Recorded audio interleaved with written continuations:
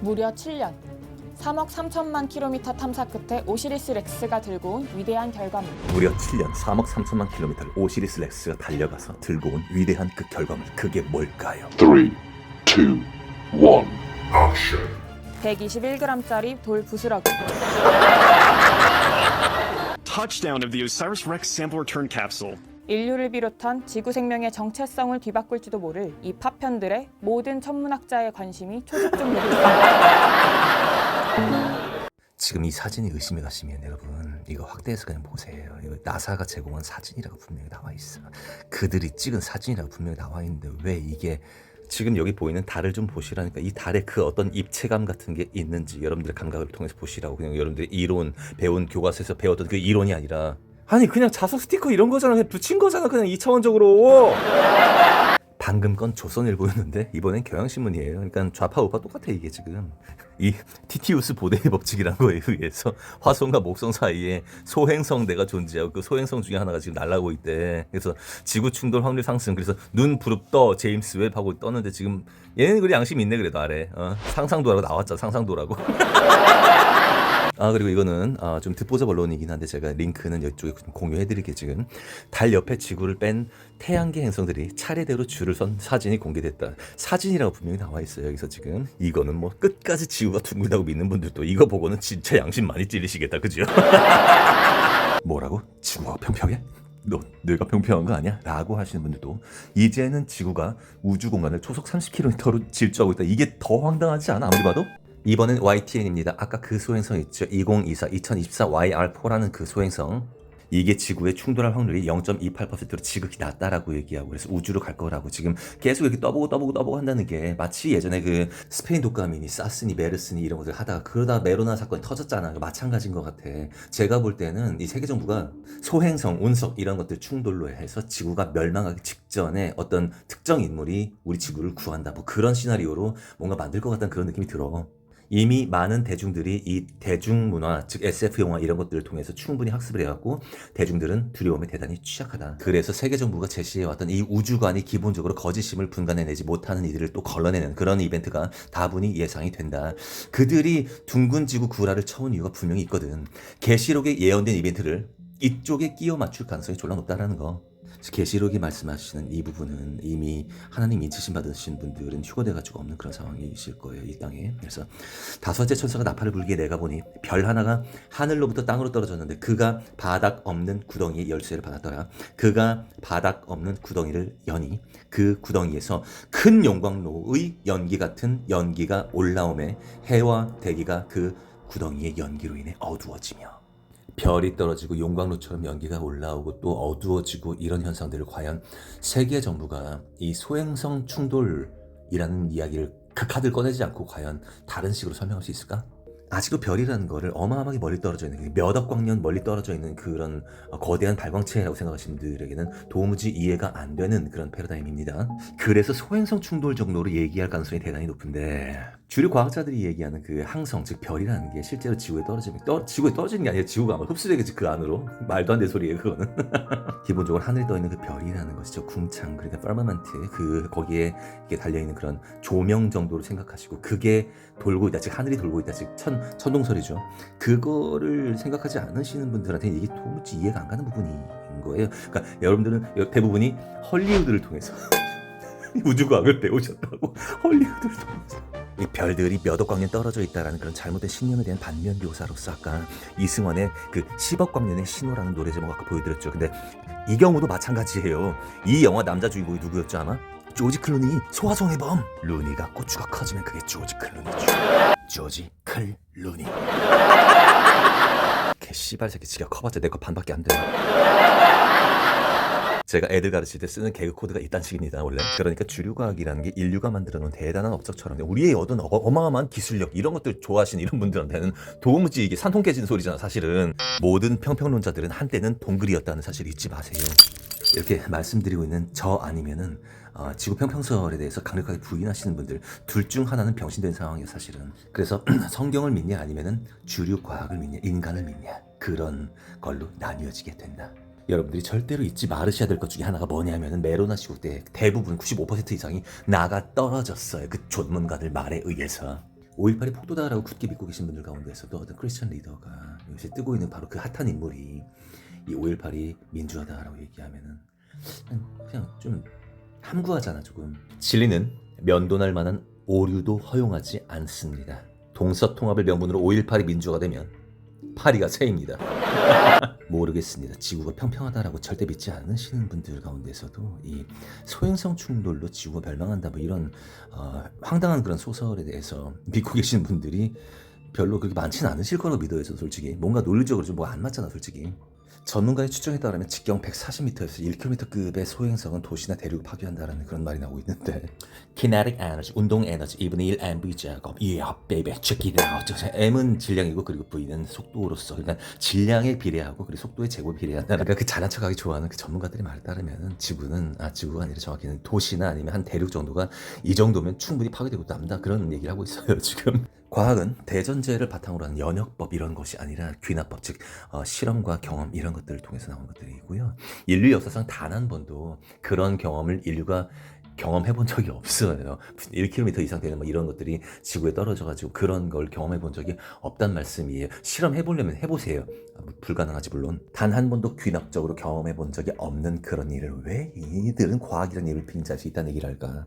뻔합니다. 대중들은 과학이라는 말에 그냥 약해요. 이게 과학적이다 그러면 그냥 그 말을 믿어. 그게 메론한테 증명이 됐잖아요. 빙신 새끼들아. 그때 그 당시에 그들이 이야기했던 대전제가 죄다 틀렸다고. 아니 대전제가 틀리면 모조리 다 틀린 거라고. 제가 지금 요새 전환기를 좀 씹는 이유가 뭔 줄 알아요? 대전제. 그러니까 예를 들어 5.18이 민주화야. 그러면 다 틀린 거야 앞으로. 지금 좋은 모습 보일지 모르겠지만 나중에 뒤통수 때린다고 그 말씀 드리는 거라고. 시민들은 뭐 폭동이다, 빨갱이다 하는데 그거는 여러분 네가 무식하고 세뇌가 된 거야. 일방적으로 군인이 총칼로 시위대를 향해서 발포하게 되면 너 같으면 어떡할래? 그래 총알 간디도 아니고 씨발 그동안 이 광주 시민들을 학살했던 전두환 죽기 전에 좀 사과라도 하고 죽었으면 좋았을 건데 끝까지 사과 안 하고 죽었잖아요. 근데 신의 저주가 이루어지죠. 전두환 죽고 난 뒤에 그 손자가 우리 할아버지는 학살자다 씨발놈 전 국민들한테 폭로해버렸어요. 전 의원도 위에서 시킨 대로 하고 얘도 위에서 시킨 대로 하니까 이게 지금 아다리가 맞는 거예요. 그리고 다음에 나온 전치도 역시 한편이다. 역사를 통해서 어디서 배웠는지. 또 건국사를 모르면 역사 교수일지라도 뻥이라고도 했습니다. 그러면서도 정광훈 목사는 전한길 강사를 향해 3.1절에 예정된 광화문 집회에 나와달라고 요청했는데요. 대통령의 계엄이든 이들의 지금 신경전이든 전부 다 위에서 시키는 대로 할 뿐이라고요. 그러면은 이거 보는 사람들은 이렇게 분열되고 싸우고 또 집회하고 막 그러니까 나라가 어떻게 되느냐 그런 걱정하시는 것보다 먼저 내 영혼의 문제를 먼저 생각하시는 게 좋겠다. 너희는 먼저 그의 나라와 그의 의를 구하라. 그리하면 이 모든 것을 너희에게 더하시리라. 여러분들이 생각하시는 것들, 보는 것들, 듣는 것들, 믿는 것들, 들리는 것들 이 모든 것들 전부 다 마귀들이 주는 것들이기 때문에 그래서 먼저 그의 나라와 그의 의를 구하라는 말씀이 그 말씀이고 그래야지만이 보이는 것들이 있다라는 그 말씀 드리는 거예요. 성경책에 하나님께서 우리에게 두려워 말라라는 말씀을 한 365번 정도 하셨다는 걸로 알고 있는데 그만큼 단 하루도 걱정하지 말아라는 말씀이고 하나님의 자녀된 사람들 즉 믿음이 있는 사람들은 걱정할 이유가 하나도 없다. 그들이 저보다 꽂아준 것들이다. 믿음이라는 게 이 정도는 돼야 믿음 아닐까요? 믿음은 산을 옮긴다고 하셨잖아요. 그냥 있는 그대로 하나님 아버지를 자녀로서 그냥 믿는 거란 말씀이에요. 그리고 어떤 분들 혹자는 이런 말씀하시기도 해요. 이 신앙이라고 이성을 조화시켜야 된다라는. 근데 그거 누가 얘기했는 줄 알아요? 토마스 아퀴나스라는 여러분들 르네상스 시대에 배울 때 그러니까 중세가 끝나기 직전에 그 교부 철학의 아버지인 아구스티누스 그 사람 뒤를 이어 스콜라 철학을 완성한 인물이잖아요. 그러니까 우리가 배를 타고 가다가 배에 물이 새기 시작하면 기도만 해야 되는 것인가 아니면 기도하면서 같이 물을 같이 퍼면서 기도를 해야 되는 것인가 하면서 현실과 신앙을 조화시키려고 했었던 사람이 바로 토마스 아퀴나스라는 사람인데 이 마지막 때에는요 영적 전쟁 오로지 영적으로만 가시는 게 맞아요. 여러분 보시다시피 지금 여기에 개조심이라고 써있죠. 개 조심하고 싶어요. 이거 조심할래? 조심하고 무서워 물리면 어떡해 이렇게 하고 싶냐고.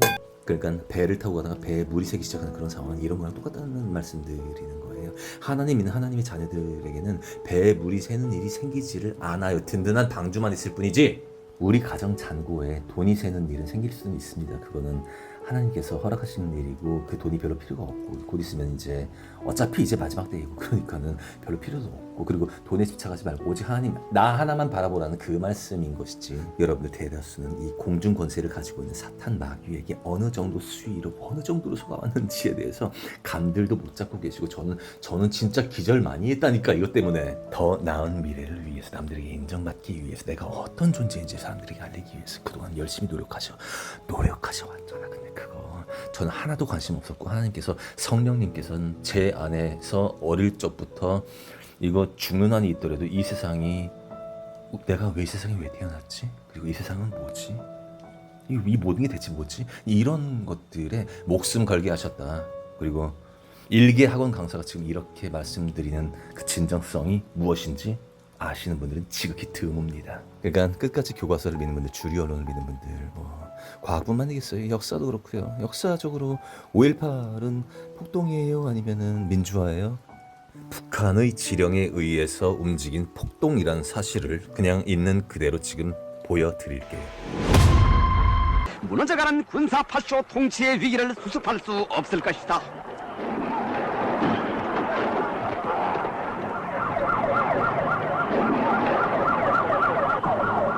앞을 가리는 괴롭탄 가설을 헤치며 하군의 민주화와 유신체제의 철폐를 위한 성스러운 싸움의 한길로 기세에 충천하여 달려나가는 남조선 청년 학생들.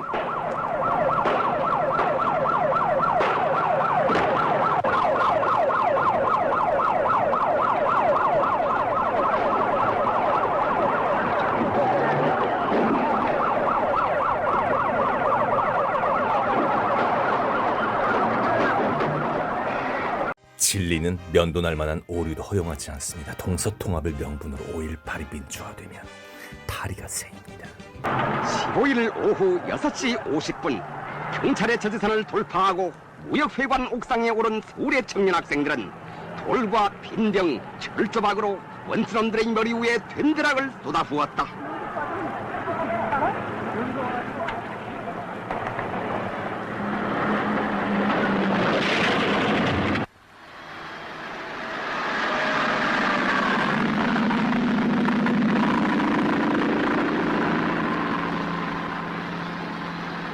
아이 세상에 씨발놈들 진짜.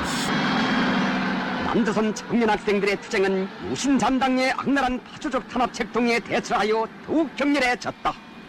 시민들은 뭐 폭동이다, 빨갱이다 하는데 그거는 여러분 네가 무식하고 세뇌가 된 거야. 일방적으로 군인이 총칼로 시위대를 향해서 발포하게 되면 너 같으면 어떡할래?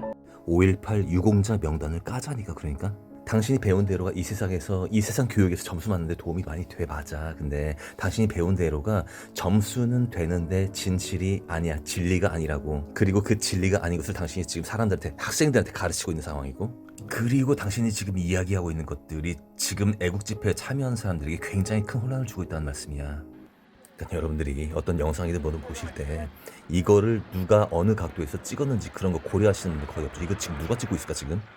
고려대학교와 인하대학교를 비롯한 1만 명의 청년 학생들은 경찰 저지선을 뚫고 나아가 버스를 내몰며 탄압에 미쳐 날뛰는 기동경찰대 놈들을 무자비하게 족쳐버렸다. 아따 개새끼들 진짜 무자비하게 족쳐버렸대요 그냥. 파쇼냐 민주냐 내국이냐 애국이냐 하는 시각이 압제와 탄압에 항거하여 결연히 일다선 남조선 청년 학생들의 투쟁은 군사 파쇼 체제를 뒤흔들며 원수들을 전율케 했다. 파쇼냐 민주냐 매국이냐 애국이냐 오늘날 이분법 구도랑 완전히 똑같죠. 독재냐 아니면 민주주의냐, 친일 친미냐 아니면 우리 민족끼리 친북 아니면 친중, 이거 아니야. 그러니까 오늘날 민주당이란 데는 그냥 공산당이란 말씀이에요. 공산당. 그들의 지령을 받는 애들이 이 나쁜 놈들이라니까 진짜. 지금 버스를 찍고 있는 이 카메라 각도가 이렇게 기울어지는 것 좀 보세요. 이렇게 보셔야 지금 이 찍는 사람으로도 좀 가까워지고 있죠. 지금 이렇게 가까워지고 있고 지금 각도가 급격하게 변하고 있어요. 지금 바로 이 위에 있는 거 이 사람 지금 보이시죠? 그냥 어디 좀 높은 빌딩 이런 데서 카메라 주민 기능 이용해가지고 찍은 거야. 이렇게 아직도 이렇게 빼박 증거가 있음에도 불구하고 아직도 이것을 민주화다라고 이렇게 굳게 믿고 계신 분들이 있다라는 것과, 그리고 아직도 뭐 공무원이든 아니면 학교에서든 이렇게 뭐 가르치는 사람들 있잖아요. 그 사람들 전부 다 이거를 민주화라고 가르치고 있다니까. 민주화라고! 혹시 그 전라도 분들 이거 지금 보고 계시면 막 열받지 않아요 지금? 당신들이 믿고 있는 민주화가 이런 거라고! 야, 이 양심 없는 개아들놈의 새끼들아. 이게 내란이고 이게 폭도야? 어? 이게 내란이고 이게 폭도야? 아이 씨발놈 진짜 장엄한 느낌 주려고 이제 브금까지 깔고 앉았네 씨발놈들 진짜. 파쇼 악당들은 이화 여자 대학에 달 와 아드레날린. 여기 유튜브 채널이 잘 정리가 되어 있으니까 다만 여기서는 그 AI를 이용한 약간 그 병맛 목소리거든요. 근데 제가 직접 읽어드릴게요. 이거는 여기 북한 조선중앙방송이 방영한 비디오를 소개한다. 이걸 당시에 누가 촬영해서 북한 조선중앙방송 평양에 보냈겠냐. 이런데도 광주에 간첩이 없었다는 거냐. 이런데도 민주화 운동이냐. 생각해봐라. 누가 진압경찰을 단순히 진압한다고 버스로 깔아뭉개서 죽일 생각을 하겠나? 저 당시는 심지어 운전면허도 흔하지 않았을 때라는 것이 팩트다. 광주 5.18의 시작을 여기서 봐라. 진압경찰들이 전남대 도서관에 들어가서 학생들을 두들겨 패서 촉발되었다고 한다지. 근데 단순히 학생들을 과잉 진압했다고 그날 바로 저 정도로 대규모 시위가 벌어졌다고? 보다시피 저 때는 단순히 진압경찰밖에 없었다. 근데 저렇게 버스로 진압 경찰들을 깔아 뭉개서 학살하려고 누가 생각조차 할 수 있었으며 실제로 저렇게 버스를 몇 대씩 동원해서 사람을 살인할 수 있겠나. 그리고 경찰을 죽이고 난 뒤 무기고를 털고 도청을 점거하고 폭약을 설치했는데 당시 광주는 대한민국 아니냐? 군대가 거기 가는 게 당연한 거지? 무슨 국민에게 총을 쐈다는 거냐고. 광우병 폭동 당시 때처럼 수많은 유언비어들, 그러니까 여대생 유방을 잘랐네, 임산부 배를 갈라서 태아를 끄집어냈네, 시체를 전봇대에 매달았네 등등. 누가 퍼뜨렸을까 그런 말을? 누가 천안함 자작극이라고 퍼뜨렸을까? 누가 방송을 했을까? 북한 방송 선전선동을 봐라. 근데도 북한과 아무런 관계가 없고 당시 최규하와 신군부 전두환 미국의 책임이냐? 남한 내에 있는 전국 간첩을 광주 폭동전에 소집시키고 북한에서 내려온 특수부대에는 몇 명 안 될 것이다.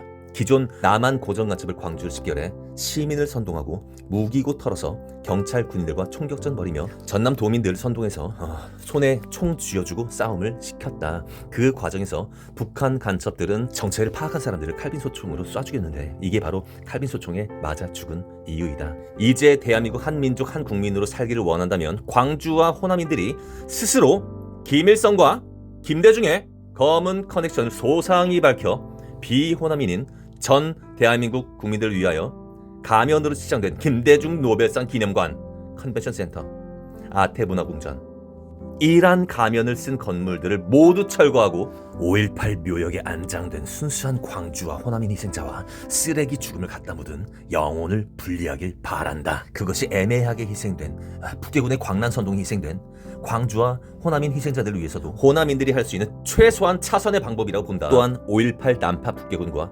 북계군 선동에 의해 희생된 영혼의 가족과 소위 5.18 유공자로 포장된 쓰레기 민주화 인간들 명단을 하나도 빠뜨림없이 국민 앞에 공개하고 자격을 박탈하기 바란다. 이렇게 해서 현재 우리나라는 그 악한 세력들, 즉 중국, 북한 이런 애들이 지금 장악한 상태고요. 그들은 우리나라 사람들에게 별로 친해지고 도움이 되는 사람들이 아니야. 그냥 돈 빼먹는 애들이고 그냥 사람들 죽이는 사람들이야. 근데도 또 이런 말에 또 고개가 끄덕여진다고. reptilian들이 인간 연기하고 있는 세상에서 중국인들이 한국인 연기한다는 게 그닥 신기하지도 않음. 구독과 좋아요 감사합니다.